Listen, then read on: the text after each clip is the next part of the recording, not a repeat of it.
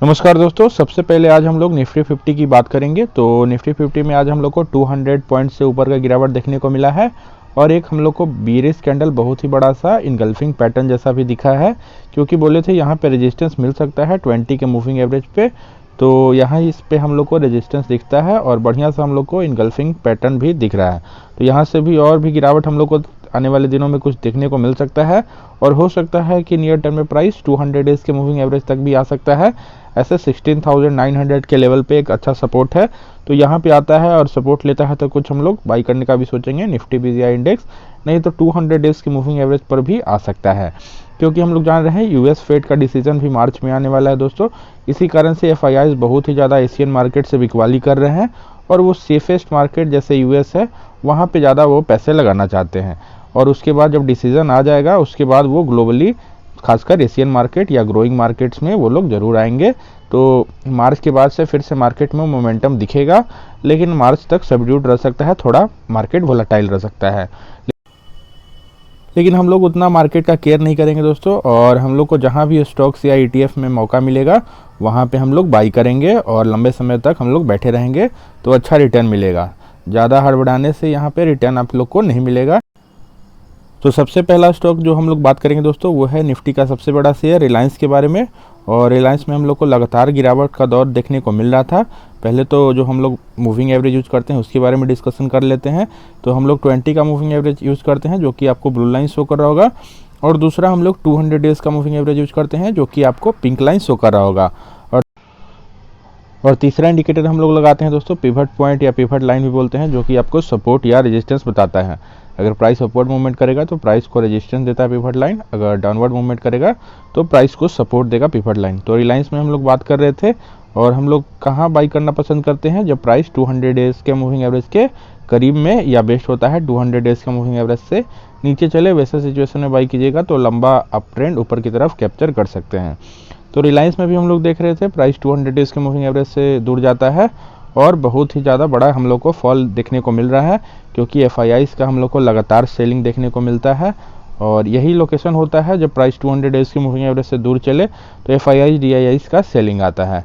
तो जैसा कि हम लोग देख रहे थे अभी बहुत सारे एफआईआईज ने सेल किया, उसी में रिलायंस भी हम लोग को फॉल होते हुए दिखा है। तो यहाँ पे एक अच्छा खासा सपोर्ट है। तो इस लेवल पे हम लोग पहले भी बाई करने के लिए बोले थे कि इस लेवल पे अच्छा सपोर्ट है और बार बार प्राइस यहीं से टर्न ले रहा है। तो अगर बड़ा सा ग्रीन कैंडल दिखता है तो आप लोग रिलायंस में कुछ स्मॉल क्वांटिटी एसआईपी कर सकते हैं। अगर मान लीजिए यहाँ पर ही बाई किए होंगे तो फिर से तुरंत एवरेज करने का ज़रूरत नहीं है, लेकिन फ्रेश एंट्री के लिए रिलायंस अभी बहुत ही उपयुक्त समय में है। एक बड़ा सा ग्रीन कैंडल दिखता है तो पहले बाई कर ले, और यहाँ से भी मेथड गलत साबित हो जाता है हमारा एनालिसिस तो हम लोग क्या करेंगे, लगातार डाउन ट्रेंड में एवरेजिंग नहीं करेंगे और फिर नेक्स्ट पिवट 2157 पे कुछ एवरेज करेंगे। वैसे ही करना है, बार बार डाउन ट्रेंड में एवरेजिंग नहीं करना है। ऐसा नहीं कि डेली फॉल कर रहा है तो हम लोग डेली बाई कर रहे हैं, उस स्टॉक में इतना निगेटिव चले जाए कि रिटर्न निकालना मुश्किल हो जाएगा। तो जैसे -20% 30% तक चला जाएगा अगर ज़्यादा डाउन ट्रेंड में आप लोग एवरेजिंग कर लीजिएगा। तो इसलिए पहला एंट्री आप लोग 200 डेज़ के करीब में लीजिए और फिर नीचे का पिवट देख के अपना एवरेज कर लीजिएगा जहाँ पे सपोर्ट लेता है। और अगला स्टॉक की बात करेंगे दोस्तों, हिंदुस्तान यूनिलीवर, देश का सबसे बड़ा एफएमसीजी कंपनी। और इसमें इतना हम लोग को फॉल एक्सपेक्टेड कभी नहीं रहता है कि यूनिलीवर भी इतना फॉल करेगा, लेकिन हम लोग जान रहे हैं कि मार्केट कंडीशन बहुत ही ज़्यादा हाई था। निफ्टी ऑल टाइम हाई 18,400 तक गया, उसी में एफआईआईज का बहुत ही लंबा हम लोग को सेलिंग देखने को मिल रहा है।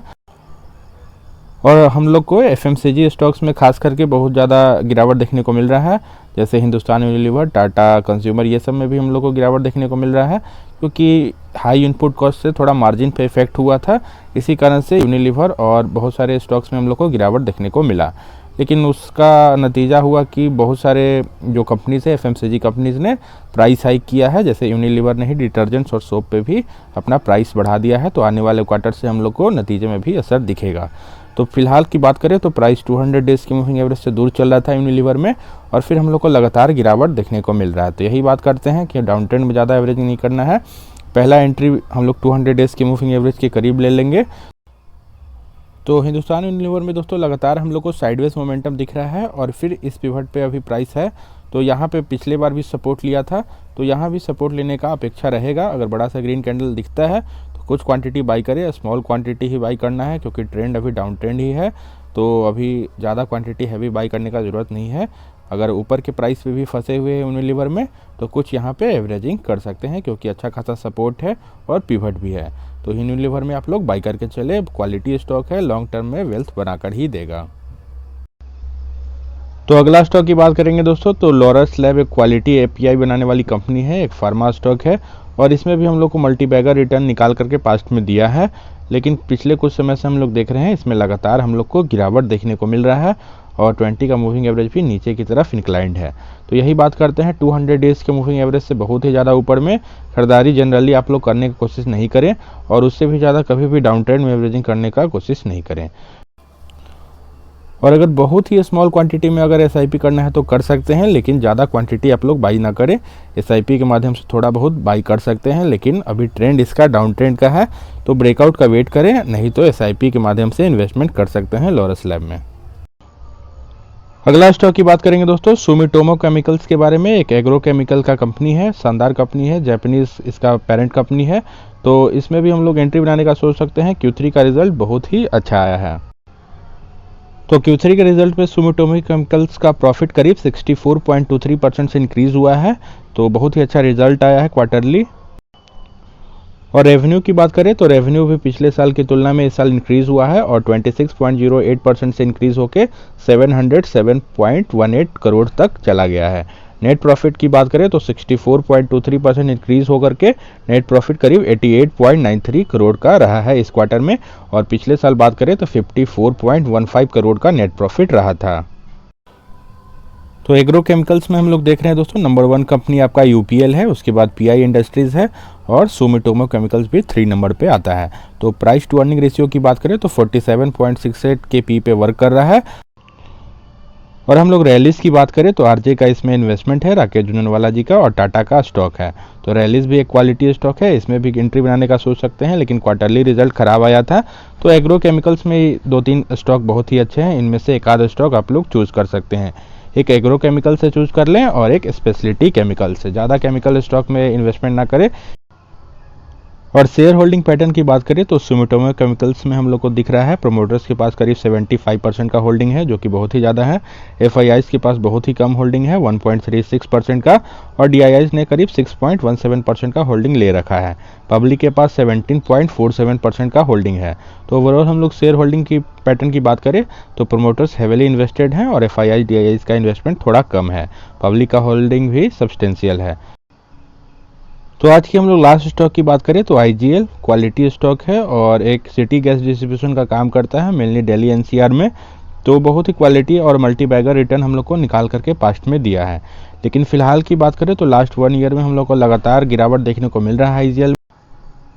और जो प्रमुख रीज़न है जिसके कारण गैस स्टॉक लगातार फॉल कर रहे हैं, वो सबसे ज़्यादा है कि गैस प्राइसेस हाइक हो चुका है। करीब 62% से गैस प्राइसेस हाइक किया गया था बहुत सारे गैस ऑपरेटर्स जो सिटी गैस डिस्ट्रीब्यूशन का काम करते हैं उनके द्वारा।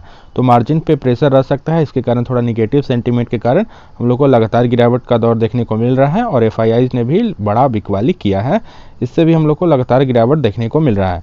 लेकिन यही समय होता है क्वालिटी स्टॉक में बाई करने का, जब मार्केट फियरफुल हो और कोई इसको बाई करना नहीं चाहता हो। तो आईजीएल हम लोग देख रहे हैं कि लगातार इसमें हम लोग को गिरावट देखने को मिल रहा है और प्राइस 200 डेज के मूविंग एवरेज के बहुत ही ज़्यादा वेल बिलो चल रहा है। तो यही बात करते हैं दोस्तों, यहाँ पे हम लोग को ट्रायंगुलर पैटर्न भी दिखा था और ट्रायंगुलर पैटर्न का हम लोग बात करते हैं कि जिधर भी ब्रेकआउट होता है बहुत ही पावरफुल होता है। तो ब्रेकआउट नीचे की तरफ था, इसलिए हम लोग को आईजीएल में बहुत ही बड़ा गिरावट देखने को मिला। तो मान लीजिए दोस्तों, अगर पहला एंट्री हम लोग 200 डेज़ के मूविंग एवरेज के करीब में बोलते हैं कि ले लेने के लिए, तो यहाँ पे अगर ले चुके हैं तो हम लोग को लगातार डाउन ट्रेंड में एवरेजिंग नहीं करना रहता है। तो जहाँ पे हम लोग देखते हैं पिवट पे जहाँ सपोर्ट लेता है वहाँ पे हम लोग बाई करना पसंद करते हैं। तो इस पिवट पे भी हम लोग को कोई सपोर्ट नहीं दिखता है, इस पिवट पे भी कोई सपोर्ट नहीं दिखता है, लेकिन इस पिवट पे हम लोग को कुछ सपोर्ट लेते हुए दिख रहा है, क्योंकि यहाँ पे हैमर कैंडल जैसा भी दिख रहा है और एक बड़ा सा ग्रीन कैंडल अगर 3-4% का आपको आईजीएल में दिखता है तो फिर से क्वांटिटी को एवरेज कर सकते हैं। मान लीजिए यहाँ पे बाई किए हैं तो फिर से यहाँ पे एवरेज कर लें, लेकिन 2 बार से ज़्यादा आप लोग एवरेज ना करें और फिर हम लोग अप ट्रेंड में आने का वेट करेंगे, उसके बाद हम लोग अप ट्रेंड में एवरेजिंग करेंगे। क्वालिटी स्टॉक है, यही बाई करने का समय है जब मार्केट फेयरफुल हो और स्टॉक भी बहुत ही ज़्यादा बाइंग जोन में आ चुका है। तो होप आप लोग को वीडियो अच्छा लगा दोस्तों। वीडियो अच्छा लगा तो वीडियो को लाइक कर दीजिएगा, चैनल को सब्सक्राइब कर लीजिए और अपने दोस्तों में शेयर कीजिए।